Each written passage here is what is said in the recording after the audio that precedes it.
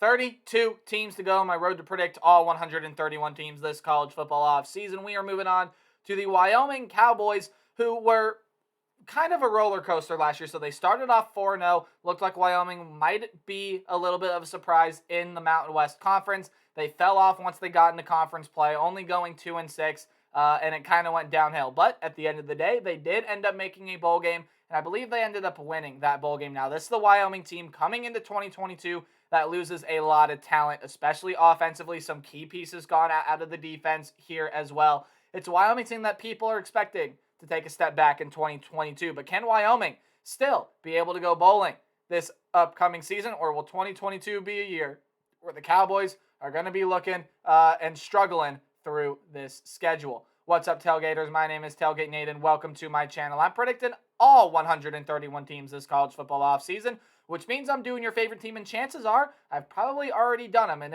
if you feel like I may have done your team already, hey, way you can check, hit that subscribe button. I have playlists on my channel you can look through. If you know I haven't done your favorite team and you haven't hit the subscribe button, make sure you hit the subscribe button and ring the bell so that you know when that video gets uploaded, so you guys can hear what I have to say about your favorite team. And for the Wyoming Cowboys fans out there, you guys are going to know this team a lot more than I do. So if you feel like I missed something and you want to add something, leave it in the comment section down below. I'll be happy to hear what you guys have to say.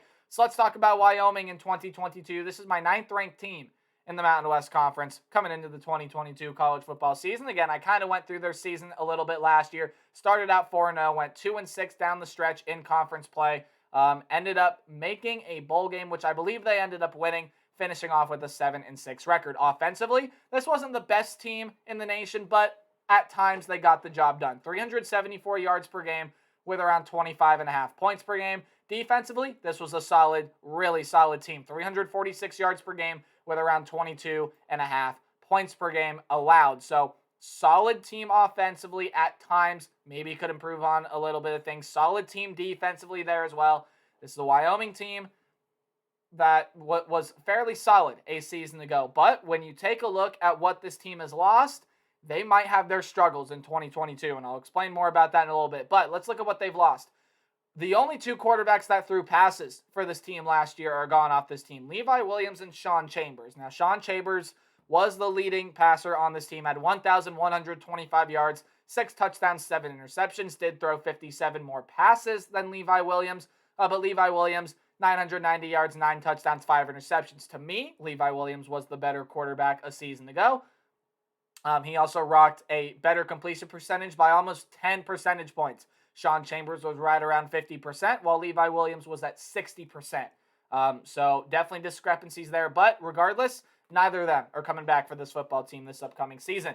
Xavier Valade is going to be gone out of that running back room. A 1,000-yard rusher from last year, had 1,070 yards and 6 touchdowns, an average of 5.1 yards per carry. That'll become important later. But you do lose him. Really, really solid piece in Xavier Valade has transferred over to a Power 5 program. Isaiah Nair has also done the same thing, transferred over to a Power 5 program and was the leading receiver last year by a long shot. 878 yards, 12 touchdowns, an average of 12 yards per catch. He was insane last year. You also lose your second leading receiver in Aiden Eberhardt with 298 yards. On the defensive line, you lose a couple guys. Garrett Krall is gone, as well as Solomon Byrd and Victor Jones. All those guys had 2.5 sacks or more, respectively, a season ago. You lose probably the best player on the defense, and heck, one of the better defensive players in the nation in Chad Muma a season ago, had 142 tackles. Yes, you heard that right, 142 tackles, 3 interceptions, 2 defensive touchdowns a season ago. I believe both of them pick sixes. So some really good stuff from Chad Muma last year. He sadly has moved on, I believe, to the NFL. And then in the defensive back group, you lose a lot. Azizi Hearn, CJ Colden, who had 10 passes defended last year, Isaiah Scandy, and Rome Weber. A couple other names that are going to be leaving this defensive back group. Azizi Hearn, 5 passes defended last year, which was tied for second on the team. When you take a look at what is coming back on this team, there still are some solid pieces, but we got to start off with the most.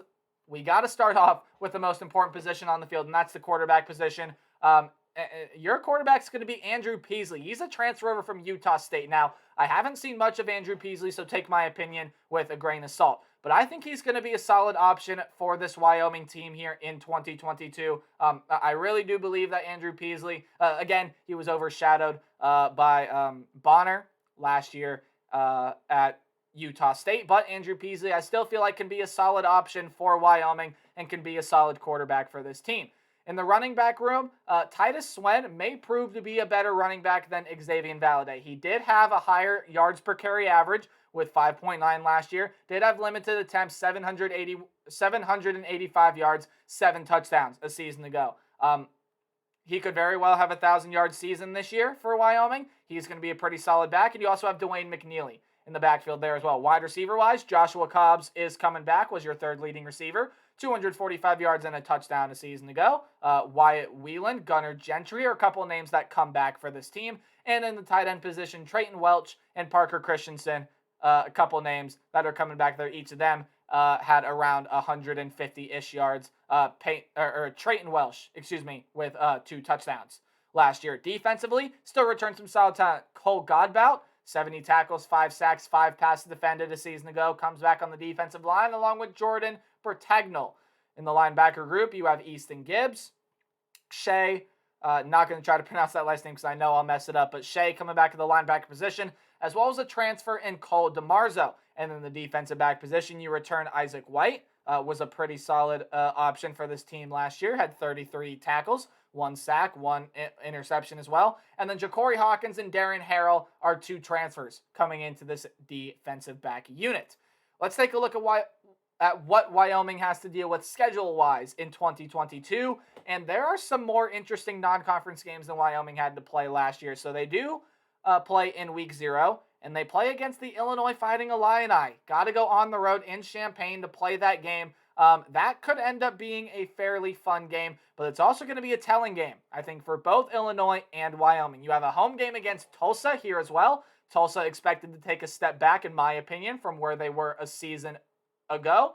This is a Wyoming team that's expected to do the same thing, but they get Tulsa at home. We'll see how that game plays out. You have a home game against Northern Colorado. Skip a week, and then you have to go on the road for your last non-conference game against BYU, a team that figures to be a sneaky contender for the college football playoff, maybe even a New Year's Six bowl game, maybe even a spot in the college football playoff. When you look at conference games, you have home games against Air Force, San Jose State, Utah State, and Boise State games on the road against New Mexico, Hawaii, Colorado State, and Fresno State to cap off the year. So let's talk about Wyoming here in 2022. Now, the two interesting, of course, BYU is going to be an interesting non-conference game, but I do not expect Wyoming to go on the road in Provo, Utah, and be able to pull off a win there. That's a BYU team that returns a ton of talent. Yes, they have to replace Tyler Algier, but that's going to be one of the best teams in the nation. Definitely a top 25 team, possibly even a top 15, maybe. They can prove their way at the end of the year to be a top 10 team. That's a BYU team that I'm really excited to watch in 2022.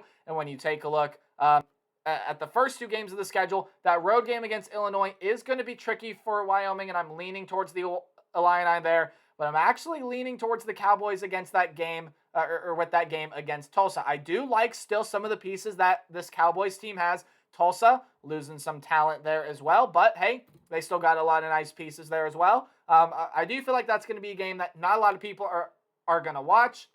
Not a lot of people may have the capabilities to watch that game, but I think it's going to be a very, very solid and fun game to watch there in week 1. So keep an eye out for that one. Could very well help boost the team into bowl game status there as well. And Wyoming will already have a game under their belt. Another reason why I'm leaning towards the Cowboys. Otherwise, should be able to beat Northern Colorado. When you take a look at when you take a look at the games in Mountain West play here, the home game against Air Force jumps out at you, especially because it's in the middle of their non-conference slate.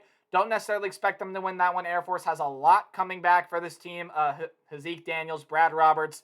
That Air Force team is going to be dangerous yet again in 2022. A home game against San Jose State. They're expected to improve. They're getting Hawaii quarterback Siobhan Cordero. Utah State won the Mountain West last year, and although they lose a lot of pieces, still expected to be a solid team. And then you get Boise State for your final home game of the year, and that's just going to be a hard one. Boise State, always one of the better teams in the Mountain West. When you take a look at games on the road, these are where some of your more winnable games come into play. New Mexico, a very winnable game. I don't expect the Lobos to be that good. Hawaii, have you seen the amount of talent that team loses? That's a very winnable game. On the road against Colorado State, Could be the same thing there, except Colorado State expected to take a jump up. The only road game that I don't expect Wyoming to be that competitive in is that road game against Fresno State, where the Bulldogs have a lot coming back for them.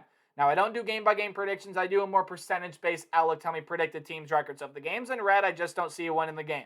Notice there are none on this schedule. Orange, well, you're still probably not going to win the game, but hey, it is college football and upsets can happen. Yellow are your 50-50 or high upset potential games. Games in yellow-green are games that you should win, but you got to watch out for the team on the other side of the ball. In games in green, I have you winning. So should be able to beat Northern Colorado there for Wyoming. When you take a look at some of the other non-conference games, again, I don't expect them to go on the road in Provo and beat BYU. I just don't think that that is going to happen. And when you take a look at their other non-conference games, I don't expect them to go on the road and win week 0 against Illinois. But as I've been talking about, Wyoming already has a game under their belt. Tulsa will be coming into this season fresh. Wyoming still got some solid pieces here on this team. I think Wyoming has a pretty good shot to beat Tulsa here. But what I do like about that matchup there, and actually what I changed about that matchup is in my Tulsa video, the matchup was orange for Tulsa. I've changed it to yellow, so it's more of a 50-50 game. I felt like that change was needed. So if you've seen my Tulsa video, yes, that change was made. But for Wyoming here, I like their chances against the Tulsa Golden Hurricane. And when you take a look at everything in conference play, there are just a lot of tough games. I mean, at home against Air Force, that's going to be a tough one. The home game against Utah State, I know they're losing a lot, but that's still a Utah State team that I like. Still going to be a tough one there. A home game against Boise State, projected to go in a lot of people's conference championship games. Same thing with that road game against Fresno State. Road game against Colorado State, that's a Rams team that is going to improve this season. You could put that game in yellow if you wanted, but I see it as more of an orange type game. When you look at the games in yellow in conference play, you got San Jose State. After a good 2020 campaign, it was a little bit of a disappointing year for Brett Brennan and San Jose State. And they are losing some good pieces off of that team over the past couple of seasons. But you know what? It's a San Jose State team that I feel like Wyoming, getting them at home, could be able to pull off that win against the Spartans. And also two very winnable games when you have to go on the road and play New Mexico and Hawaii. New Mexico, I just flat out don't think is going to be a very good football team. And Hawaii, if you saw my Hawaii video the other day, you know how much talent that Hawaii team is going to be without in 2022.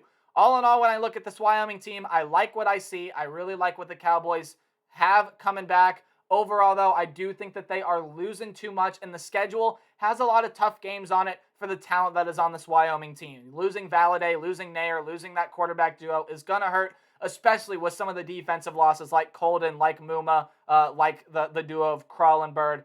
I don't have this team faring off that well in 2022. I have them going 4-8. 3-9 I see is that floor, although I could see this team pushing their way into a bowl game here in 2022 if they can get 6 wins. I can see it. I can see it happening. Again, Titus Swen, I think it would need to call for him to have a 1,000-yard year. One of the likes of Cobbs, Gentry, Wieland. Most likely Cobbs would have to ascend to Isaiah Nair type levels, maybe be even better. One of the linebackers has to play like Chad Moon. Like, there's a lot that has to happen for this Wyoming team with the schedule that they have.